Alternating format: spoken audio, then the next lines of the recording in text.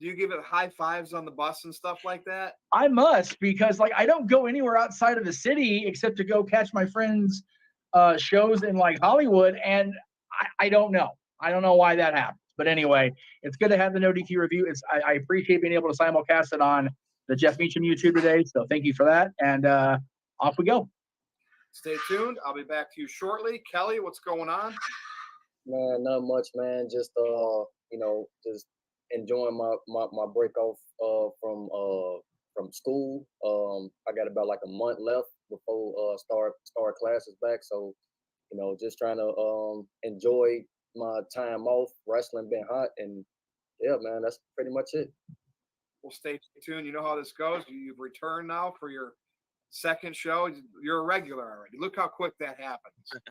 Everybody says I scare people away, yet new faces still show up. Big G, what's going on? I'm doing good. Kelly, you're on a break from school. I just started school again yesterday, so I'm back doing that. I'm happy to be back as I guess a regular on the review, on the predictions, now that my work schedule is a lot better. So I'm not Mr. Reliable, but I'm getting there once again. But other than that, we had a good weekend of wrestling PLEs. We got a bunch to talk about. Like I always say, Virtue, let's get this ball rolling, baby. All righty. Aaron, some super chats already rolling in by the usual suspects. Go ahead. Yes, Psycho Jet Black already sending in the super chats. First one here, he sent in $2. Says, hey, Aaron, ask Jeff if he likes the Cowboys. Do you like the Cowboys, Jeff? I do like the Cowboys. I think that's common knowledge at this point. Now, aren't there two different teams called the Cowboys? Well, in my life there are, because I have the Dallas Cowboys and I have the local Canyon High School, my old high school Cowboys. Yes. Yes. So there you go. Jeff is a fan of more than one team called the Cowboys. And neither team has won a championship in far too long. Dallas has longer drought than my boys do. But yeah, it's a long suffering fandom on both sides of that for sure. All right. And Psycho Jet Black sent in a $2 super chat. Says, hey, Kelly, do you like the Cowboys or Steelers? Man, I'm going to be honest, bro. I don't watch football, bro, because the Bears are garbage, bro. Honestly, bro. Like, that's the only reason why I don't watch it, bro, because our team. Get the bro counter, the Vince Russo bro counter going. Right. Love it. But no, man, like, my team garbage, bro, so I don't really watch it, bro. I don't watch football like that.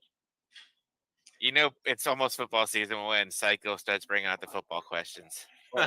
Driving me crazy, but driving Aaron crazy. Yes. Anyways, I'm looking forward to tonight's discussion. It's been a busy week in wrestling. We had Money in the Bank.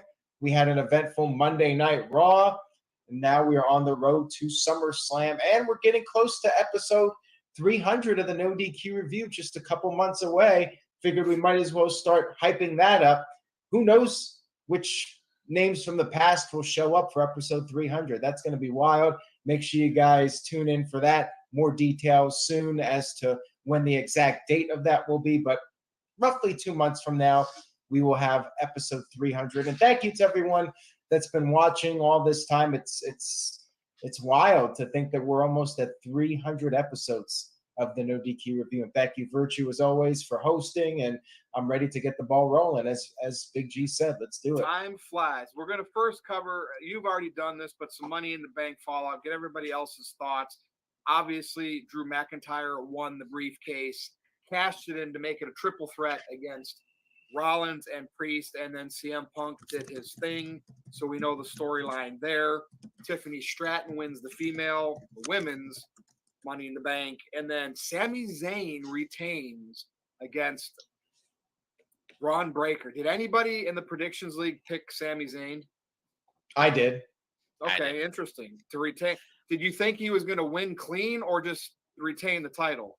Retain. Very interesting there. Of course, Damian Priest retained, and then the thoughts on the Bloodline's victory.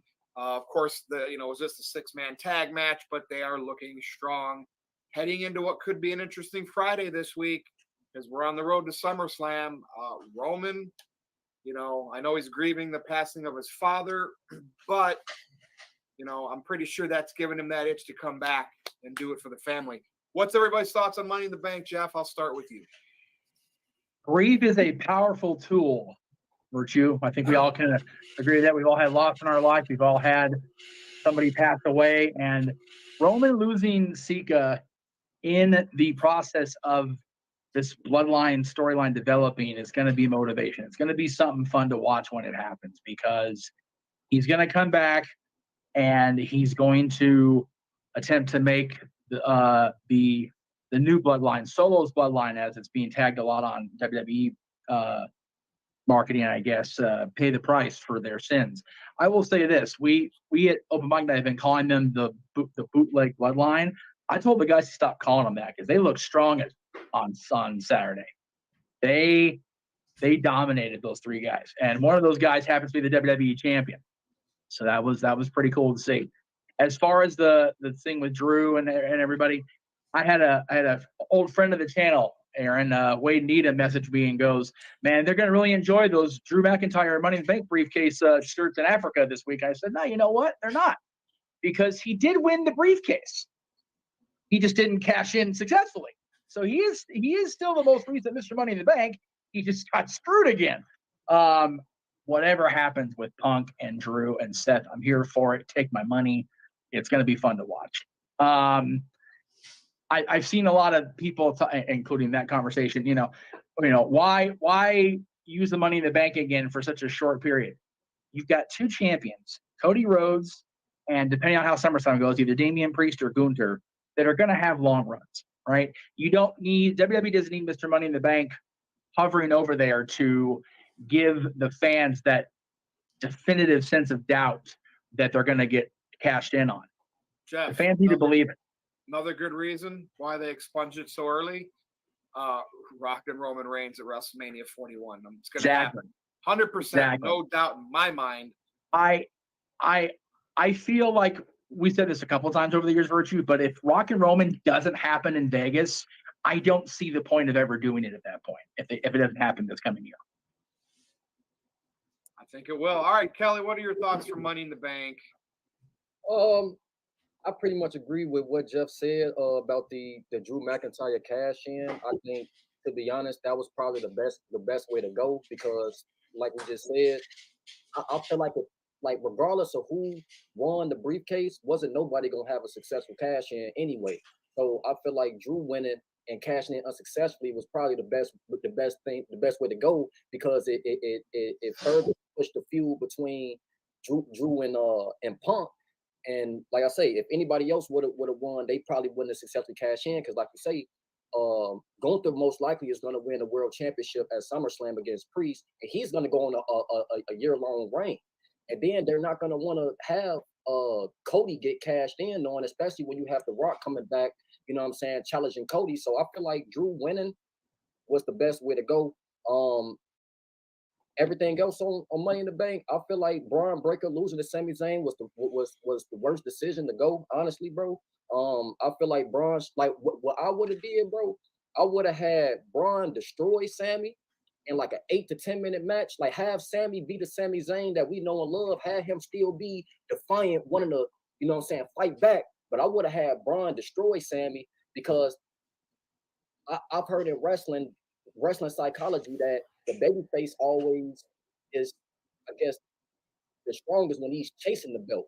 So you could have had Braun destroy Sami, and then leading up to SummerSlam, have Sami chase the belt, and then ultimately lose to Braun again. But after the match, you could have had Sami get the standing ovation from the crowd. You understand? That's what I would have did. So yeah, Braun losing, I feel like was I wouldn't have did that. And Kelly, I got to speak on that for a minute. It's a wrestling trope, and Vince McMahon was known for this. You had your few exceptions like Goldberg, but they always feel they need to test the newcomer through adversity and humble them. Right. And it's like, you don't always have to do that. And to me, I know Braun Breaker suffered losses in NXT, and it's happened. But man, the intensity they had him coming out with, for him to just not have won, have already lost. And I know we'll forget about it. He'll win the title anyway, blah blah blah. But he didn't have to lose. It wouldn't have hurt Sami. But if he's a Triple H, fave, Mm-hmm. And the negative stuff about Sami Zayn not being a believable underdog now beats Gunther, now beats, you know, a Savage and Braun Breaker. It's, you know, it's just a wrestling trope that they have to do stuff like that. Braun Breaker should have won. That was my one complaint about Money in the Bank. And again, nothing against Sami. I loved him in the Bloodline. Right. Just, I hated that. I hated him losing there. Yeah, man. I feel like Braun should have definitely won. As far as everything else, Bloodline winning, I thought was a pretty decent 6-man tag team match. It pretty much did what it really needed to do, establish Bloodline. Like I say, I'm still trying to get more out of Tonga Lord and Tama Tonga, because like I watch SmackDown and Raw every week. I go to my pop's house and watch it with him, and you know what I'm saying, we think that those two guys, their names are just so intimidating. Tama Lord, Tama Tonga, like we love those guys' names. I just hope that they can build more and become more of a tag team. Tiffany Stratton winning the Money in the Bank, I felt like was the right choice. Like I said, I feel like I already called it before, you know what I'm saying, she won a briefcase, but I can already see her walking around with like a pink briefcase, doing the most, you know what I'm saying, tippy time briefcase. So I knew that was gonna happen. Seth Rollins and Damian Priest, I thought was a good match. I know that botch finish. And I'm gonna be honest, bro. I feel like that was Priest's fault.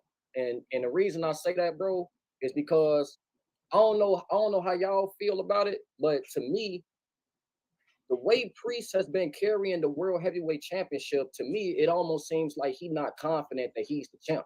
You understand what I'm saying? Like when he walks out there and he got that belt like stiff on his shoulder, he to me it just seems like he's not all that confident. Like he doesn't feel like he's that god to me. Like when he comes out there and he holding the belt all stiff, like bro, get a little bit more loose with the belt. Like, oh, you know, so to me, I feel like that was on Priest. I'm willing to, you know what I'm saying? I think he can't redeem himself from that. But to me, that was Priest's fault. He should have kicked out, because regardless of if he kicked out, if he would have just kicked out, it wouldn't have affected the outcome. You understand what I'm saying? Like, so, but yeah, man, I feel like Money in the Bank was a pretty decent pay-per-view. You know what I'm saying? It wasn't perfect, but I feel like it did what it needed to do. Past the time, that's what it did. And now we're heading to SummerSlam. Go ahead. When's Bad Blood? Is that the one after SummerSlam? That is October 5th. And we have Bash in Berlin coming up after SummerSlam, and then we have Bad Blood. WWE promoting ahead of time too. All right, Big G, what's your thoughts on Money in the Bank? Overall, I thought it was a pretty good show. You know, we did the predictions a couple days before, and yeah, no, I didn't do so very well, but you know, I'm happy about that because the show, like I said, was very well done. Drew winning, I kind of figured would happen just to further the storyline with CM Punk and adding more fuel to that fire. And of course, eventually in the triple threat match, or we did see CM Punk screwing Drew McIntyre. Tiffany Stratton winning was awesome. You know, out of all 6 of those females, I thought she was the best and obvious choice. I did choose Braun Breaker to beat Sami Zayn, but I really wasn't mad about that, like everybody else, just for the fact I knew that Braun Breaker was going to do something on Raw, which he did. He speared the holy hell out of Sami Zayn, and Sami Zayn lost the damn shoe. And then he speared him again. Like Braun Breaker losing that match did not hurt him whatsoever. What else was there? Damian Priest and Seth Rollins. You know what? Like Triple H said in the press conference, we're human. We're going to make mistakes.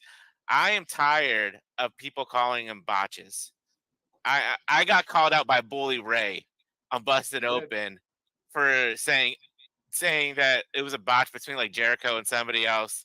I'm tired of people calling it botches. It's live TV. People are gonna make mistakes. It's gonna happen. People get the F over it. But otherwise, that match was very well done. I had picked Seth to win, but I mean, I can now kind of see Damian Priest versus Gunther. Maybe Gunther might be I don't want to say he's going to be a baby face, but more like a tweener at SummerSlam going into Bash in Berlin, because he's from Austria, and that's like right next door to Germany, so he's going to get that baby face reaction in Berlin. So Oh yeah. I wouldn't be mad.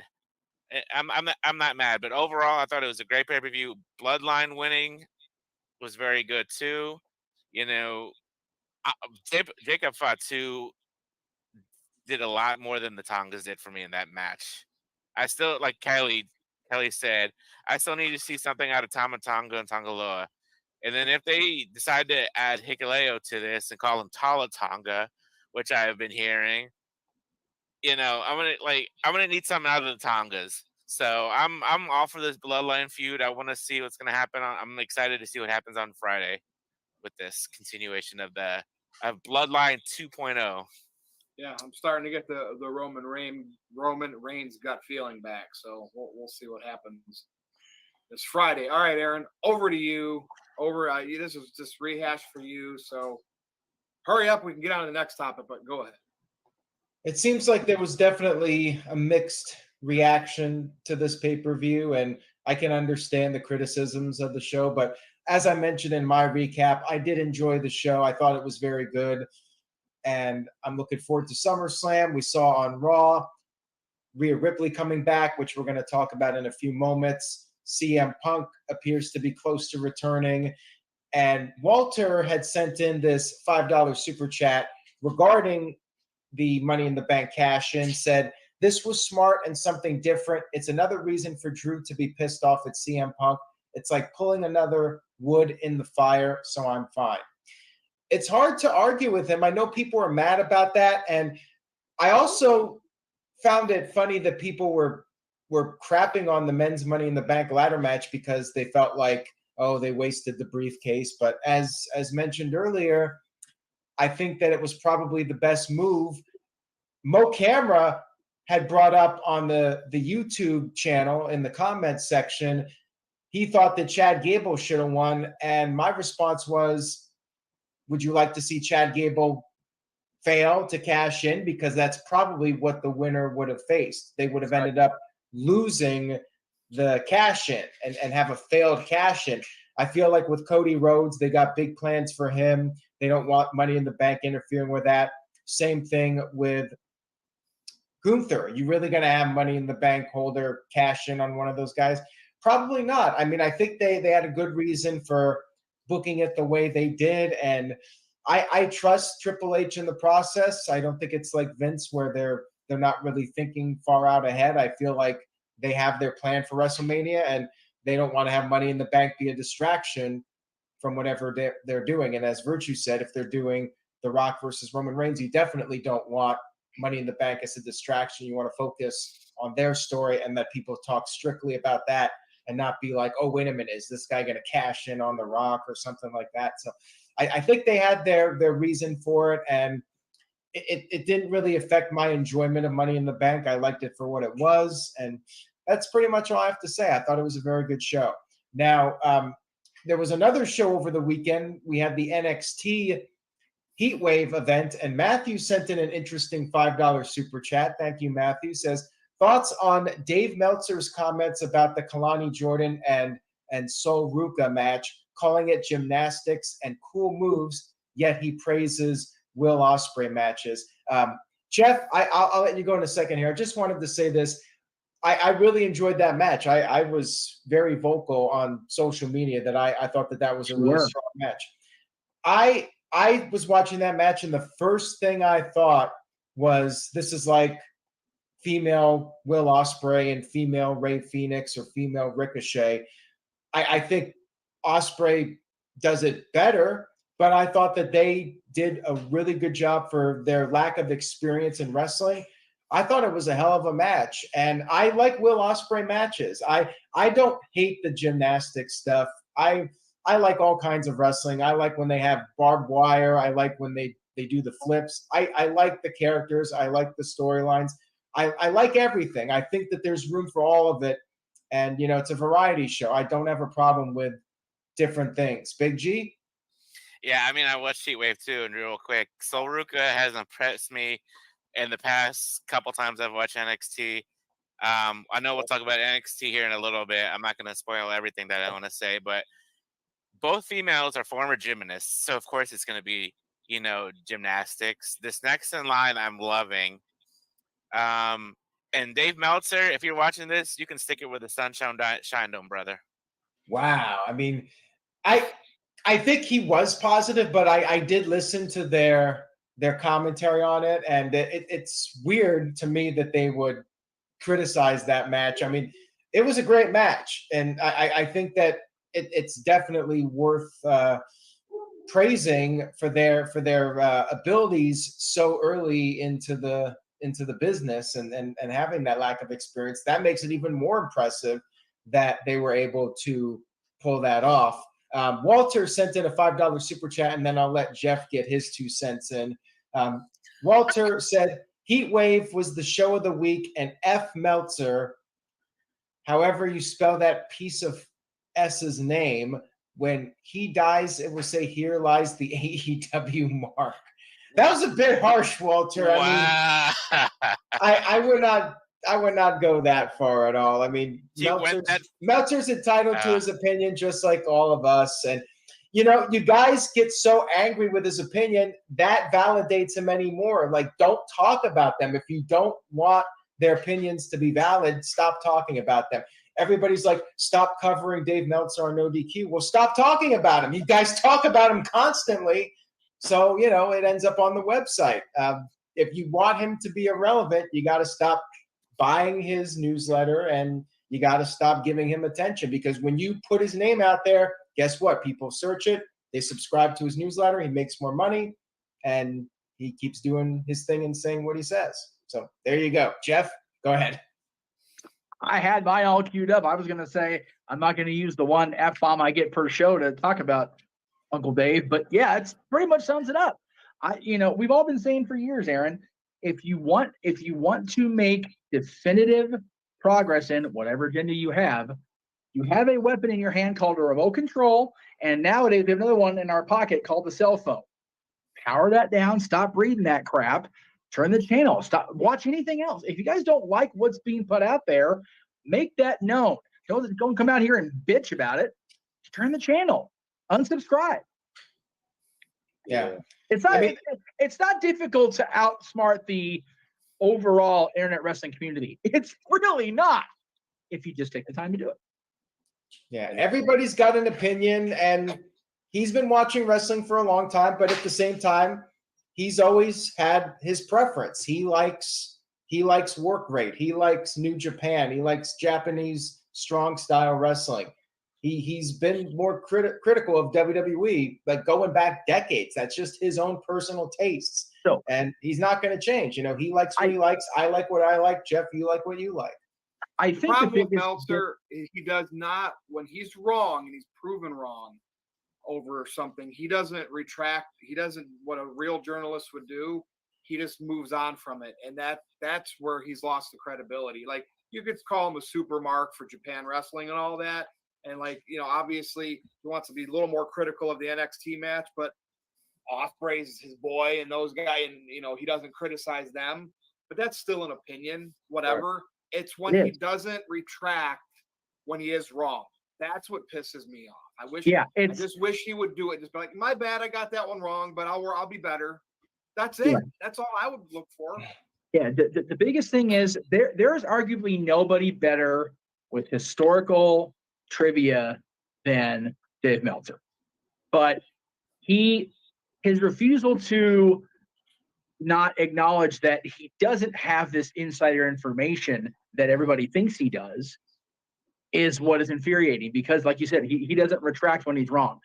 The only reason we still have Meltzer to deal with in 2024 is because Bret Hart gave him full access in 1997. Well, there you go. That's why he still has any sort of credibility. And considering Bret Hart's credibility these days, is that really worth it to keep him around? And thank you for the super chat, Matthew, but you just gave Dave some more publicity. So exactly. And I ain't gonna lie, I'm be honest.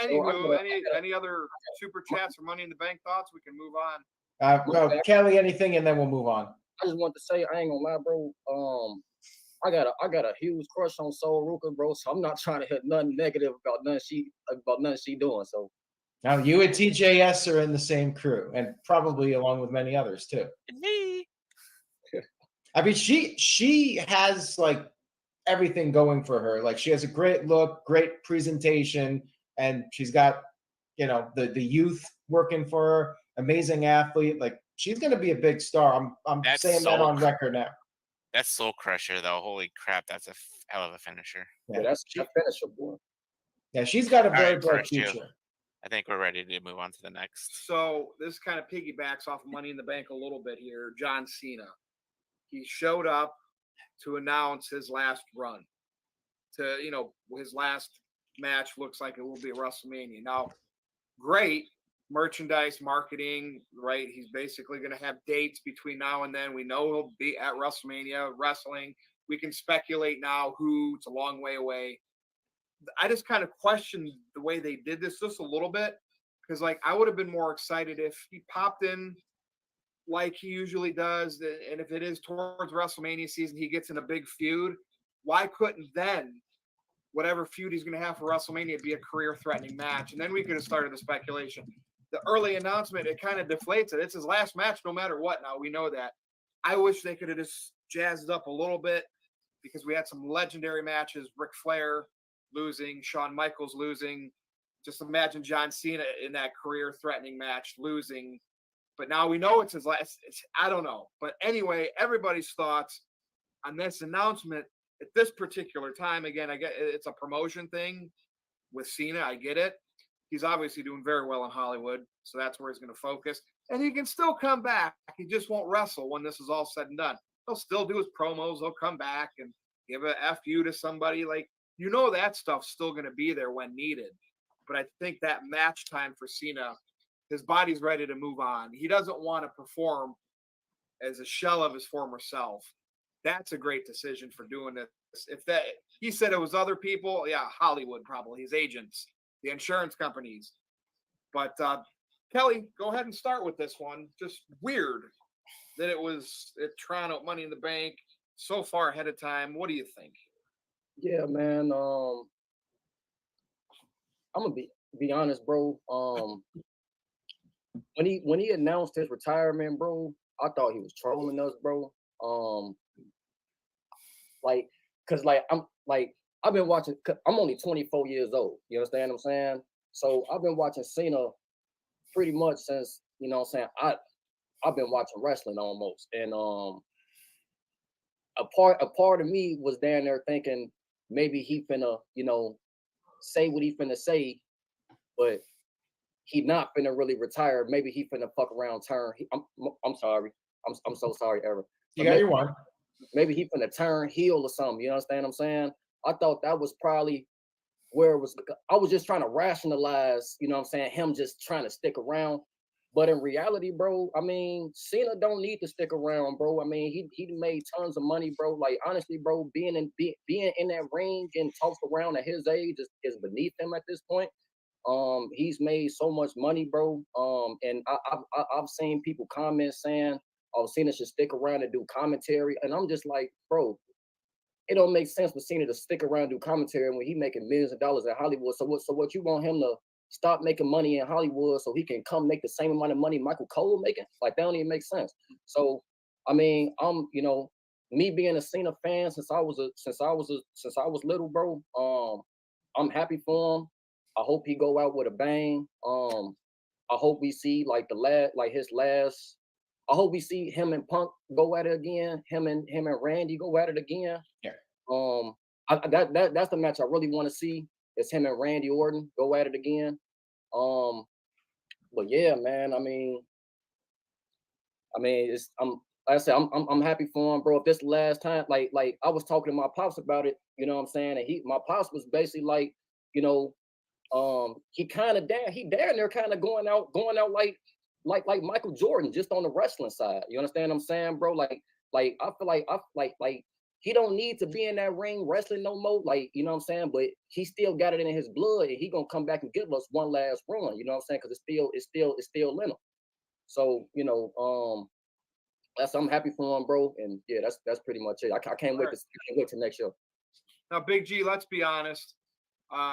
Cena's gonna have his last match at WrestleMania 41 in Las Vegas. He's gonna headline night one, like if it's Roman and Rock night two, and it's gonna be against I totally understand putting some younger guy over, but this is gonna be, I think, a marquee final farewell match, and it's gonna be a headliner, night one headliner. I'm not gonna worry about who yet, but go ahead, Big G. Thoughts? I mean, yeah, him coming out to Toronto was kind of like not weird, but like just like I guess odd in a way because we didn't know if he was showing up at all. We weren't expecting John Cena to come. But yeah, him retiring, I mean, it's no surprise. He's doing well in Hollywood. He's working on season 2 of Peacemaker right now. I know he's got a movie coming out on Amazon in August, so he's got that coming up. I know he mentioned like 30 to 40 dates. I know he said WrestleMania 41 will be his last WrestleMania, but if I understood correct with the 30 to 40 dates, his last match will probably be towards the end of 2025. Correct. So okay, so I got that right. So Mania 41 won't be his last match; it'll be his last WrestleMania. Right. He said and I watched watching that press conference. He took over that crap. He took over that crap for a good 30, 35 minutes. He was like, they kept on saying, one last question. He's like, no, keep on going. It was, and just seeing John Cena being John Cena one last time will be awesome. I've had the, I guess, pleasure or the honor to see Cena a couple times on SmackDown or Raws this past WrestleMania 40. Nobody was expecting Cena to come, so that was cool to see. But yeah, his last, I've seen a lot of people like asking about who should his last WrestleMania match should be. It should be against his greatest opponent, Randy Orton. I agree. So, but yeah, good for John Cena.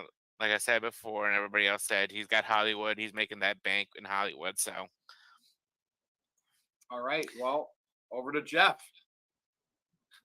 Yeah, I'm a mixed bag about it. I'm happy he gets to go out the way he wants to go out and doesn't have to have it dictated to him or whatever. But it's gonna be bittersweet to watch him retire. But I'm looking forward to going to Vegas. I had said on Money in the Bank Saturday, I said I came in the stream because I was sitting off. I said, I don't care what I got to do, organ I got to donate, blood I got to sell, kid I got to put into slavery for a year. I'm going to WrestleMania. Like, I don't care. And I was going to go anyway, but now I really want to see it. As far as an opponent, I'm agreeing with a lot of the scuttlebutt or whatever that he has to beat Flair's WWE record because we all know Flair has more than 16 world titles. Like, that's very well established at this point. Tony Khan even acknowledged it on AEW TV. But WWE standing firm on that 16. He's tied with Flair, whatever. I think at least he's got to beat that record. If for nothing else, then we all know WWE likes to have that record holder expunge a previous problem child. AJ Lee, when her record was broken, her and Punk were still on the outs of the company. Demolition not being the record holders anymore. They've had strife going back to that class action suit. Flair, for better or worse, is a problem child within the WWE offices. So if the guy they've touted as the greatest of all time can be truly the greatest of all time, it's one more thing. So I wouldn't mind seeing John and Cody at WrestleMania. It'd be fun as a fan, but I just don't know if it's going to happen that early in the run. Fair enough. Aaron? All right. So I did a poll on NoDQ. Who would you like to see face John Cena at WrestleMania 41? And Randy Orton won by a significant margin. And that's the match I would like to see too. I definitely think that it would be a fun match for WrestleMania. They've never had a singles match at WrestleMania, so you have an excuse to do it there. And as far as other potential opponents, to me, it doesn't really matter. Whatever the storyline calls for. If there's a good spot for John Cena versus whoever, Gunther might be an interesting match. I definitely feel like Cena has to go for that 17th world title. That's the whole deal with him, is that he's never been able to break that record with any of his attempts up to this point. And that's the only thing left for him to accomplish, as far as I'm concerned. Come back and win that one last title and break the WWE version of the record. And he doesn't necessarily have to do that at WrestleMania. That could be after. That could be SummerSlam, Survivor Series. Maybe they'll do Cody Rhodes versus John Cena at Madison Square Garden for Survivor Series or something like that as Cena's final match. I mean, they got a lot of possibilities and a lot of time to figure it out. But yeah, I'm looking forward to it. And he did say he was going to retire by 50, and he'll be right around 50 when he's done. So yeah, I like it. Sting did a similar run at the end, like announcing that he was planning to retire. He had a great send-off, and I think Cena will have an even bigger send-off because he's going to be on the biggest stages, WrestleMania, SummerSlam, and it's going to be epic. He might be able to top Sting's final run. Jeff? The other thing is, and I remember because I was still with NoDQ full time at the point it happened. I told everybody that I believe that Shawn Michaels is going to stick to retirement. If there was one guy who was going to stick to it, was going to be Shawn Michaels. Of course, he came back for that god-awful tag match in Saudi Arabia. I didn't count that. Oh, God. I know. I try not to either, but it does exist. There is video of it. What are you going to do? I firmly believe Sting and John are going to actually stay out of the ring. Oh, yeah, But for sure. both those guys' integrity and credibility would be called into question. I don't think either one of those guys wants to do that. Yeah. Flair, whatever. But yeah. I agree with you. I do think that this will, in fact, be Cena's last run. He's not going to go back on it. This is it. Go see John Cena when you can. And I think Jeff is planning to do that for WrestleMania in Vegas. Cena Sell out a lot of arenas when he is advertised. Oh, yeah. yeah, I'm he sure is. he'll Yeah. boost up ticket sales for that. Yeah. Going to be big business for WWE. And Psycho Jet Black, he had to get this in, $2. He said if Vince was in charge, it would be John Cena versus Baron Corbin. He is traumatized by that, as many of us are. It's long-term storytelling. We talk all the time over on our channel. Cena cost Corbin his cash in.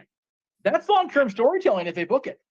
Yeah. There you go. All right. Well, now that you put that logic out there, they might just do it. You never know. Although Corbin, match, bro. they dropped Corbin's bad gimmicks at this point, but they still may do it anyway. So That's a waste. we got a $5 super chat here from Walter. Walter Cruz in the house said John Cena versus Joe Hendry on WWE TV, and then when Hendry wins, he signs with WWE. Be even more made than he is now. Rap versus the songs alone will be epic. Well, I don't think he's even going anywhere near John Cena unless he's actually signed to WWE. I don't think that's going to happen. I think there's probably a dozen guys that Triple H has in mind for John Cena before John Hendry, maybe more than that. But yeah, if John Hendry signs with WWE relatively soon and gets hot, you never know. By the end of 2025, anything's possible. What, Jeff? Who's John Hendry? Who's John Hendry? Joe Hendry? The guy that sings his own song. Joe Hendry. Joe Hendry. Shows you how much I know about him. If you watch his TNA and NXT. Yeah, anyway, okay. John Cena, Joe Hendry, Joe Cena, John Hendry, whatever their names are. I'm sure Cena has a list of who he wants to face before he. I'm sure he does too. I firmly believe that. Now, does he still appear if I say the wrong name? No, No, he does not. Joe If you say the wrong Hendry name, he will not appear. That's right. Joe Hendry won't appear, but John Hendry would. I believe in John Hendry. John Henry, there you go.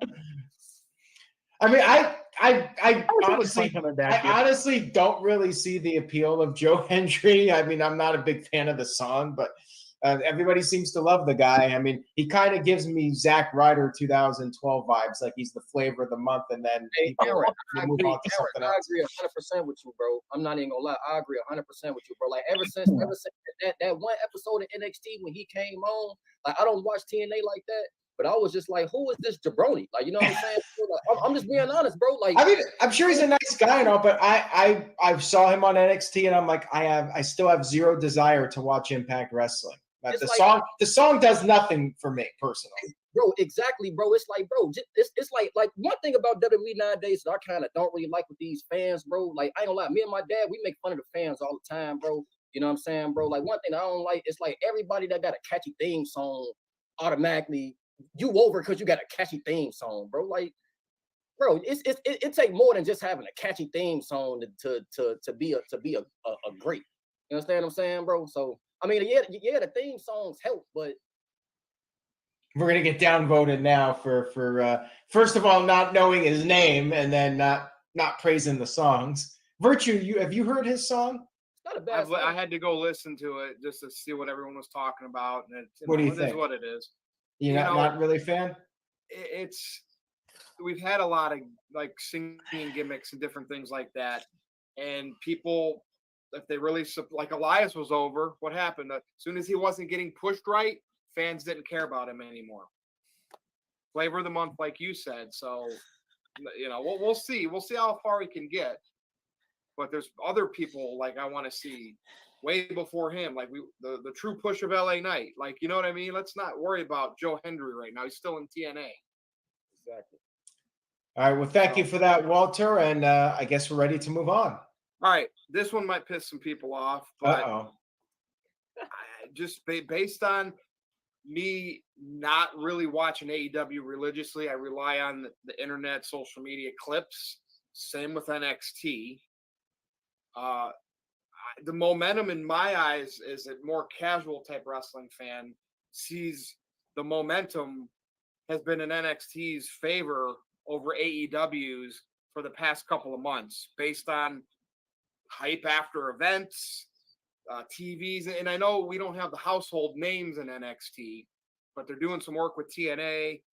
And at this point, I just want to bring up the question, is NXT in a way has more momentum as AEW as a it's not a number 2 promotion because it's WWE, but as that number 2 show compared to like Raw and SmackDown? We got to talk about this and just hear everybody's opinion. Jeff, I'll start with you on this one. I personally find myself more interested in making sure I watch Impact every week, taped or not, than I do watching AEW at this point. Wow. And I'm honestly just so sick of the Young Bucks and their EVP bullshit. Like, I would rather watch the Authority in 2013 than the Bucks. It's so Impact and NXT kind of like mingling a little bit lately. Is that what's been happening? So exactly. There's a lot of crossover, and even if you know it's a thing because of spoilers or stuff posted on NoDQ or whatever, I still want to see it play out on television. AEW, and I love that Bully Ray called them out for this. They were promoting Dynamite this week, and they had that long little column image graphic they usually do on Twitter. They promoted that we were going to hear from the international champion, that the FTW champion was going to be in a match, and that Swerve Strickland returns. Not AEW World Champion Swerve Strickland, just Swerve Strickland. So we're not even promoting our world champion at this point over in AEW. He's just there because we all know that Hangman Page is going to win tonight or tomorrow night, and it's going to be the next phase of that feud. I'm so over everything on AEW. Whereas if I forget to DVR Impact or I don't get home to watch it, I get pissed at myself. Now, didn't AEW try to mingle with Impact at one point? And here, WWE, it's funny because, we saw what happened with Cody Rhodes. Jade Cargill's over there. Ethan Page is the NXT. Page, Sean Spears. It just seems like when AEW can't do it, WWE is making certain things, certain wrestlers interesting and at a high level. And it's now happened enough to be like, is this a coincidence? I think not. I think it's happening for a reason. Virtue, we live in a post-Vince McMahon world. That's what it comes down to. We live in a wrestling world that is no longer dictated and manipulated by Vince McMahon. So these things are allowed to happen. You wouldn't have seen an NXT guy walk into the, a TNA guy walk into the NXT show, let alone 2 of them in one show, in one match. That wouldn't have happened 2 years ago. So it's definitely a different world. I'm just kind of along for the ride as a fan. AEW had the potential to truly be a viable alternative when they launched. Now it's just they're picking up the scraps that WWE cast aside and focusing heavy on all the wrong people. And that other guy is over doing really well too, even despite an injury, still has people vested in a feud. CM Punk. Exactly. Despite an injury, still has people like wanting to see this match with Drew McIntyre. Yeah, people get sideways at me for still hating on Adam Page. It's like, if that dummy doesn't open his big mouth against CM Punk, we're in a whole different world right now. Yeah. That's just the way it is. Yes, sir. I got to say something here because Walter's bringing up how Jeff Jarrett should have beaten Adam Page. Really? Okay. Jeff Jarrett at All In? Like, come on, Adam Page, regardless of what you think of the guy, him and Swerve have history, and that's going to be a bigger match than Jeff Jarrett. Jeff Jarrett should be nowhere near the main event. It was a nice little gesture to give him a spot in the Owen, but people saying, "Oh, Jarrett should have won." Come on now, that is even ridiculous. Big G wouldn't say that. No. I don't think any of us actually believed that Jeff Jarrett was going to win the tournament. It would have been great because it's the 20th anniversary of Owen's passing. It's a feel-good moment. But once they made the winner of the Owen the number 1 contender at Wembley, it was never going to happen. Yeah, right. It was never going to happen. Him in the finals against Bryan would have been preferable to me than Hangman Page, personally. But see, when I'm talking about momentum here, Jeff, and you immediately talk about Impact over AEW, who is working now with NXT. Right. Like I'm not bringing this topic up to be like AEW falling down farther. I want them to then do what they need to do to make the interest sway back like we used to get back in the day with true wrestling wars. One would be hot, then the other would be hot. Back and forth for several years. But the problem is AEW is making so many mistakes a la WCW 99 2000, they're never going to be able to catch back up at this point. They've dug themselves so deep a hole, and I'm going to sound like a mark, and I really don't give a shit. Undertaker said it at his Hall of Fame ceremony. Perception is reality. The perception to almost the entire wrestling audience is AEW is second best at best and is never going to get any better. Whereas when that little clip went out of the 5 of them looking at their phones going, ooh, AEW with a logo on it, that buzz was palpable. We wanted something different. Yes, sir. All right, so now Walter sent in this. He's getting me riled up tonight. I don't know what happened to Kelly. I hope he's not a big AEW fan and he just walked off. I think he got fed up. I was so caught up in Walter's comment that I didn't realize Kelly had left. We'll get him back here in a minute. All right, so Walter sent in this comment. Jeff Jarrett could have won the Owen tournament, then say, I honestly did this for Owen and his memory. This is enough for me, and then bow out of the main event. Why the hell would Jeff Jarrett bow out of main eventing Wembley Stadium? What kind of idiot would do that? That would make no sense whatsoever, Walter. I'm sorry, but it'd be like Cody Rhodes bowing out of WrestleMania after he won the Royal Rumble. I won the Owen Hart tournament, and now I'm going to just not compete for the world title. Like, Walter's really stirring things up, man. He must be upset he's not on tonight. Yeah, I guess so. And all right, we got Kelly back here. Kelly has returned. Welcome back. And man, I mean, look, I like Jeff Jarrett as much as the next guy. Maybe not as much as Big G, but I do like Jeff Jarrett. He is going to be putting over other people. He got lucky to even be in that Owen Hart tournament. Like, he's lucky to even have a spot on TV. Jeff Jarrett, Billy Gunn, these guys need to be putting over the future. Like, Billy Gunn is great. Jeff Jarrett's great. But they should not be beating AEW's top guys. I mean, Jay White should not be running away from Billy Gunn. Just my opinion on it. Like, if you want to build your talent, and you're not wrong, and like we said earlier, it is your opinion. I just don't. I have a problem with Hangman Page still having a job after costing that company every bit of positive publicity and revenue they could have had out of CM Punk. Oh, well, there you go. I mean, And I'm going to be that guy about it. And if you don't like it, I'm going to use mine off. Like, seriously. it's interesting to me, Jeff, because I remember back in like 2006, you and I went to Lancaster, California for that independent wrestling show when we were Yes, sir. watching the Young Bucks when they first got started. So we were behind them when their careers started. So And- how yes. the tides have turned, how you really dislike them Well, now. it's this is going to sound really markish. The first time I ever got to be involved in a wrestling show as a participant, I was managing, God help me, Teddy Hart and the local champion we had in that company against the Bucks. I've had a long history with the Bucks. I just don't like the fact that they, at the end of the day, they got off scot-free from what happened at the show last year, whatever it was, Brawl Out, whichever one it was, All In. No, whatever the hell show it was. The Teddy, you got me, man. You popped me with the Teddy Hart name drop with all his problems.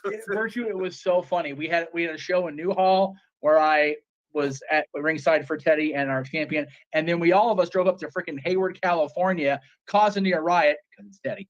And we had to drive back. That was fun. Teddy's a he's a different cat. I'll say that. All right, we got to talk more about the momentum. Anything else about the momentum of NXT versus AEW, because we got to pass the buck here. I am looking forward to NXT's future, especially if they're working with TNA, and definitely TNA's future. Sorry. Noted. So am I. It's very interesting here. Kelly, what's your thoughts here on you think NXT has more momentum than AEW right now? I don't know. I mean, I know Wembley's coming up, but man, I see lots of people talk about NXT positively. That's what momentum is. Yeah. Do you guys know when the last time AEW, like not pay-per-view wise, but when was the last time? Matter of fact, was Forbidden Door sold out? Like, was that a sold out show? Close, nearly sold very out. Close. Over 10,000. Okay, that's cool. Okay, what about any of their regular Dynamites or Collisions? Have those been sold out? That's where they're struggling. They're drawing about 3,000 to 4,000 people per show these days. I mean, man, bro. I think the fact that NXT was in the same building that Money in the Bank was in, and it seemed like to me NXT was sold out. Like they wasn't. It wasn't. No, they. I've seen pictures. Like the whole other side of the arena was empty. Like they had about 10,000 there, which is good. But also keep in mind they're piggybacking off of Money in the Bank. Like those standalone NXT shows have been doing like around 5,000 or 6,000, which is good. But the AEW pay-per-views have actually been drawing better if you want to go by that comparison. I mean, as far as TV numbers go, the gap has definitely closed. Like NXT's numbers are very close to Dynamite's now, and the demo, the 18 to 49, has gotten very close between those two shows. Okay, yeah. Okay, so I would say that, yeah, NXT's momentum, I would say, yeah, is hitting on AEW. You understand what I'm saying? But I'm gonna be honest, one thing about AEW, I try not to kick people while they down, and I feel like AEW is down right now, so I try not to really kick them that much. But I still gotta call it like it is. Every time I watch an AEW show, like I said, I only watch AEW when I go over to my dad's house. Every time I see a show, the only thing I care about is MJF. Like that's the only thing that I honestly care about. Everything else is just is pointless, you know. I'm not interested in nothing that they have going on besides what they do with MJF. So, I mean, I don't really have nothing else to say. Let me say a couple of things here. I do want to address Jeff first of all. His comment. I hate to say this. I don't think there's anything TNA can do to become a contender again. Even with WWE's publicity, they're going to be a distant third at best. The thing is, people are watching WWE because it's hot right now. And if they want an alternative, they'll probably watch AEW. AEW still has a lot of marquee names. Impact has basically the leftovers, the guys that AEW doesn't want, the Dolph Zigglers and so forth. Wow. What's his name? AJ Francis, those guys. That's a bad example. I'm not going to fight with that guy as my lead, but I will say I think they have the potential to be at least in the conversation. Much more so now because of the interaction with NXT and hopefully WWE, but just perception is everything, and their perception has been so diluted over the last I'll go ahead and over the last 15 years or so because of the interaction with Hogan. Hogan coming in was bad for them, and I don't think they'll ever fully climb out of that cellar, but I think they're doing better than they have in a long, long time. Yeah, I mean, and they are apparently their Slammiversary show has like almost 4,000 people, which is their biggest number in a decade. So that's an encouraging sign. But the whole deal with Scott D'Amore, like that kind of made me think, they really don't have a chance like that. Like he wanted to expand and try to build the brand up again. Kelly, go ahead. I'll say this about TNA. Before Hogan got there, I was watching TNA on like a week-to-week basis. AEW has never gotten me to that point where it's like I feel like I want to watch them on a week-to-week basis. So, yeah, AEW had a very loyal following. TNA. Yeah, I mean, TNA was entertaining in 2009 before Hogan and Bischoff came in. To Vince Russo's credit, the Main Event Mafia was entertaining. Scott Steiner doing the announcing and Booker T out there. The problem is they didn't really build up Samoa Joe and AJ Styles the way they should have. That would be my biggest criticism. But overall, TNA was fairly entertaining during that period, and they were starting to build momentum. And then Hulk Hogan came in and Eric Bischoff, and well, we saw what happened with that. On the Mondays. Yeah, it didn't work out. They tried, but it just didn't work out for them. We got to get Big G's thoughts too here on this whole momentum with NXT. Real quick, this comment here about why people don't go to Dynamite but the pay-per-views. I feel like your most hardcore fans that go to the pay-per-views, they travel. So you probably have several thousand people that travel for the pay-per-views. They're not going to go to Wichita, Kansas for Dynamite, but you got All Out in Chicago. You're going to have thousands of people that travel. I'm guessing that probably a good percentage of the fans at the pay-per-views are not locals. They're coming from other places, and that's why they have the bigger crowds, because the people know the pay-per-views. Those are the main shows. If you're going to watch or attend any AEW show, you're going to go to the pay-per-views. You're going to get the best matches, and then they're going to go all out on those shows. Dynamite, they're still going to have great matches, but you want the best, you're gonna watch the pay-per-views. Fair enough. Big G, before we move to the main event, anything you'd like to add? No, of course I do. Aaron, Virtue, hold on to your seats. You guys are about to crap yourselves. I'm more invested in NXT and TNA than I am AEW. Even with the return of Britt Baker. Yeah, the only thing that I care about AEW right now are Britt Baker and MJF. I could care. I'm like Jeff. If I miss Dynamite, it doesn't bother me. I'll watch it the next day. I haven't watched Collision since CM Punk left. I haven't watched Rampage since CM Punk left. The last time when I went, I told this story before. And it's Chicago, but it was sold out just on the hunch of CM Punk showing back. Yeah. The last time, I think I mentioned this last week or the week before when we talked about AEW. The last time I went to an AEW show, I was on the hard side. They literally asked everybody or asked for volunteers to move over to the other side so they could fill up the cam side. I was like, okay, I'll take that. And that's the last time I went to an AEW. It's been a couple years, but NXT has, I mentioned it on Jeff's show yesterday, NXT has made me a fan of NXT again. Like it's not going to be black and gold, but it's getting there for me, and TNA is up there for me too. And AEW needs to learn from TNA. They need to go to smaller venues. AEW is never going to sell out a big I don't want to say a big arena, but like a semi-regular arena, and have what they need to fill up the arena. They need to go to, like, I think they were in Philly this past weekend or the weekend before for TNA, the 2300 Center.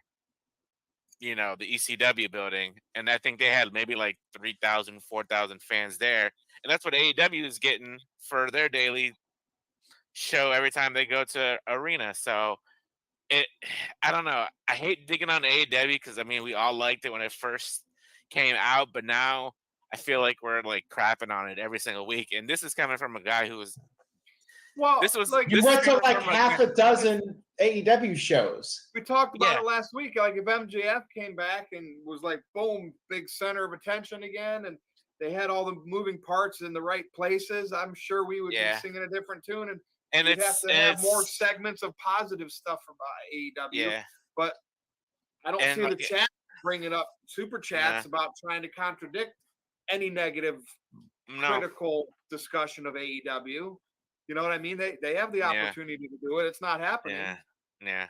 I think honestly, I think Tony Khan just need to just put different people in different positions and just observe. Honestly, Just pay the bills. Be a wrestling observer. All right, Aaron. Anything else before we move on? I'm ready to move on to the main event. I know Jeff wants to watch NXT, so he wants us to get the ball moving with us. So let's do it. Main event: Liv Morgan, Dominik Mysterio. Triangle now because Mommy is back, and we knew this was going to happen. And we have SummerSlam coming up. This is sports entertainment in its finest. And anytime that Liv or Dominik's on the screen, and now we get to be graced by Rhea Ripley, it's going to be something most of us will be interested in and tuning into. And wrestling will eventually be involved, I'm sure, with a title match. This is what makes WWE tick right here. This kind of stuff, and they're getting a little racy again, raunchy, and the stuff that's happening with Dominik and Liv. You guys know, you've seen it. So Kelly, go ahead and let's talk about it. This is kind of like a little Attitude Era type stuff, maybe Ruthless Aggression Era, and I love it. We need more of it. People are talking about it. Go ahead. Sex sells. I'm liking it, bro. I'm especially that interaction with Liv and Dominik. With Liv trying to stretch Dominik's leg out, and then Judgment Day end up walking in, and I thought that was pretty funny, bro. The only thing that's bothering me is that it seems like, at least over the past couple weeks, it seems like, at least to me, that Dom and Rhea haven't really been communicating like that. You understand what I'm saying? So I'm kind of confused as to why Rhea is that upset, because that's just the vibe that I get. Like it just seems to me that Dom and Rhea haven't really been on the same page and haven't really been talking and communicating for like the past however long Rhea been gone. So it just confuses me as to why she's that mad at Dom. And if I was Dom, bro, I wouldn't hesitate with Liv Morgan shooting her shot at me. You know what I'm saying? Especially with, like it just, like I say, it seems that him and Rhea haven't been talking, but besides that, I've been liking it. It's good storytelling. It's entertaining. It's funny. I can't wait to see. I can't wait when Rhea gets her hands on Liv Morgan. I can't wait to next Monday on Raw to see the fallout between Dom and Rhea. So I like it. Love Triangle, and the title's involved, and big stadium show is coming up. Aaron, you got something to address before I pass it on? Jack Perry is a more deserving champion than Liv Morgan. Really? I had my doubts with Liv Morgan the last run she had, because I wasn't a fan of her promos. But that was in the PG era. Now Liv Morgan is in this new, racier era, and it's working. Big G. Maybe a year ago, I would have agreed. Yeah. Give it to Jeff, and then I'll go. Give it to Jeff, and then I'll go last. All right, go ahead, Jeff. I appreciate that. Yeah, I loved it watching Rhea come back. It's been building for a few weeks now. You've seen the little interactions with the Judgment Day and with Liv, but last night you could tell it was different, because there was one point Priest had a look on his face when they walked in on him. He's like, man, I've been suspecting. I just needed to see it with my own eyes. And between the stretching and that moment at the end where she, they kind of collapsed on top of each other, it was so gratifying to hear Rhea's music hit and that pop she got, and just her literally chase Liv Morgan away, and no televised interaction other than just stare down and just mommy's back. It was so great in its simplicity. Like you said, Virtue, sports entertainment, I know it's not sports entertainment anymore. It's all pro wrestling again, but that was so well done. And I definitely look forward to whenever we get Rhea and Liv in the ring. And I really want to know what's going to happen with the follow with Dominik. That meme's been going around for months now about the custody of Dominik match round 2, which is the funniest damn thing, because I know at least a friend or two that stopped watching wrestling because of the Ray versus Eddie custody over Dominik match. Like legitimately stopped cold turkey. Hasn't watched since, at least one of them. I know that. Holy cow. Yeah, she was done, just over it. So I think it's funny that graphic has popped up again almost 20 years later in a different form. But man, as much as I don't freak out about missing Dynamite or whatever, I cannot wait until Monday night at 8:00 again. I'm here for it. Yep. Nice. There you go. Jeff, you can go now, right? I do need to, unfortunately. Yeah, Aaron, can I do my plug really quick? I'm sorry. That's okay. We'll go ahead and throw up the plug. Thank you, sir. Go ahead. We got a busy week still across the multiverse of media. Tomorrow we're going to be covering Dynamite, actually. So I do have to be home in time for that one. The men's and women's Owen Hart final and a lot of other stuff going on there. Friday, we've got Dad's episode, our top 10 Disney Channel TV series. And then Friday night, we're covering the show that Prestige is doing up in Portland. They're showing that free on their YouTube. So we're going to provide watch-along coverage. And, of course, we'll be back Saturday night with Open Mic Night. And then we reset next week as we do. Thank you, both of you, Aaron and Virtue, for letting me be on and for letting me simulcast this. Thank you, guys. Appreciate it. All right. Take it easy, Jeff. Okay, Big G, now the floor is yours about the Liv, Dom, and Rhea. Well, this shirt's gonna have a whole different meaning come Raw on Netflix. But yeah, I'm all for it. Hi guys, so I do unfortunately have to go for real. I'm walking up the door right now. I get to go home. I'm out of COVID regulations, so please go over to NoDQ.com and check out the rest of the show. And we'll be back tomorrow. Again, like I said on the plug, we'll be back for the Owen and everything else across the multiverse. We're gonna have a love triangle. I saw somebody posted something like